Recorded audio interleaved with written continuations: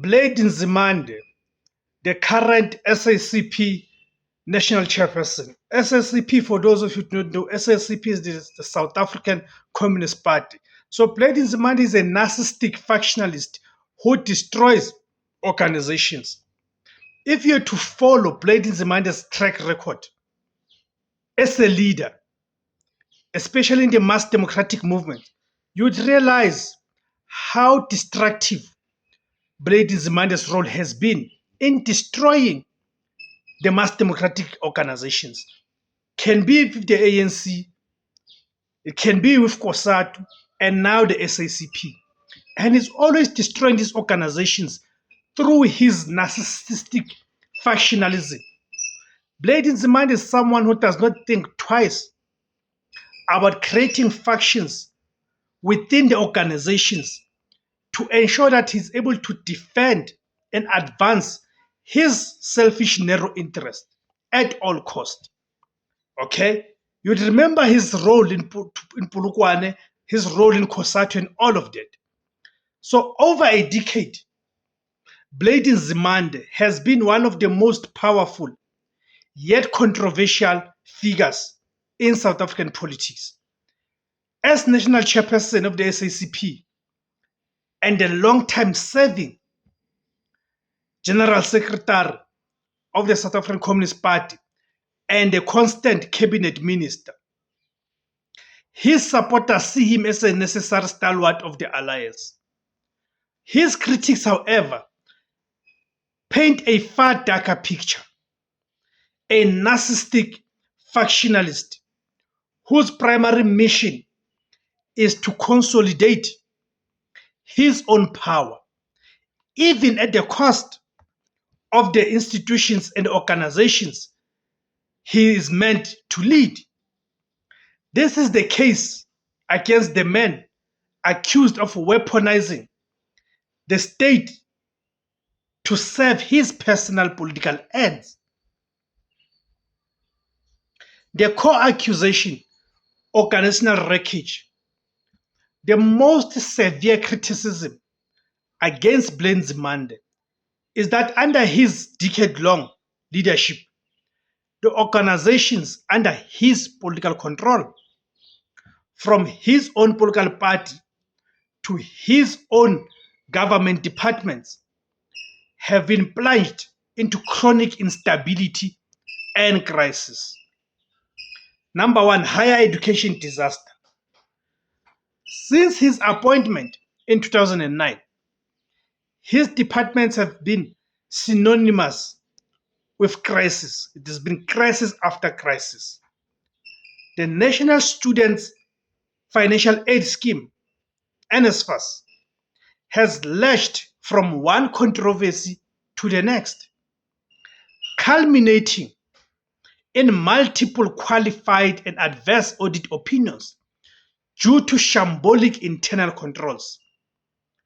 He was forced to dissolve the board and place NSFAS under administration after the direct payment system collapsed, leaving thousands of students destitute. Number two, the SETA scandal. Beyond NSFAS, critics point to alleged gross mismanagement and corruption in the sector education and training authorities, the SETAs, and the National Skills Funds, the NSF, with billions of rands reportedly unaccounted for. And some of this money is alleged to have been channeled to the SACP. Malfeasance that many argue occurred under his watch.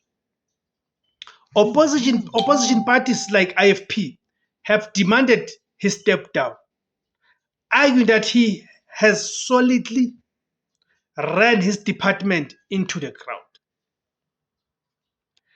The narcissistic factionalist purging comrades. The charge of being a narcissistic factionalist speaks to Blade Nzimande's history of prioritizing his own political survival over the unity and ideological clarity of the South African Communist Party.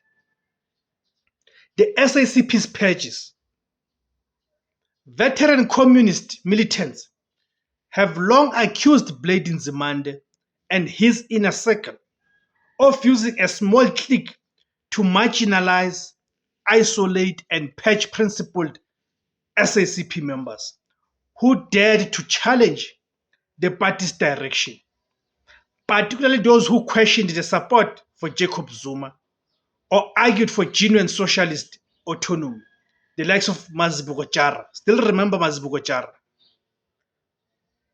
Chronism Church. The United Democratic Movement, UDM, alleged that Nzimande was directly involved in making irregular appointments in his department, costing the taxpayer millions. The key allegation, many of these irregular appointments were allegedly SACP comrades, suggesting he used his ministerial post to dispense patronage and reward his political faction. The cabinet lifeline. Critics argue his ultimate loyalty is to his cabinet position, not the SACP's mandate. His resistance to Solima Piles and Congress resolutions push for the SACP to contest the 2026 local government election independently is framed not as organizational caution, but as a factional move to preserve the tripartite alliance structure that guarantees him state power and the minister's salary. Because Blade Nzimande knows that he's so useless that if he were to contest for this political space within the ANC, as an ANC member, he wouldn't survive. The latest scandal, the kickback allegations, the most recent damaging claim supporting the corruption and destruction narrative came from the organization Undoing Tax Abuse, OUTA. Leaked audio recordings implicated Blade Nzimande and NSFAS board chairperson Ernest Khoza in a kickback scheme. It was alleged that service providers awarded lucrative tenders paid millions of rands in protection money, including at least 1 million directly to the SACP. Okay?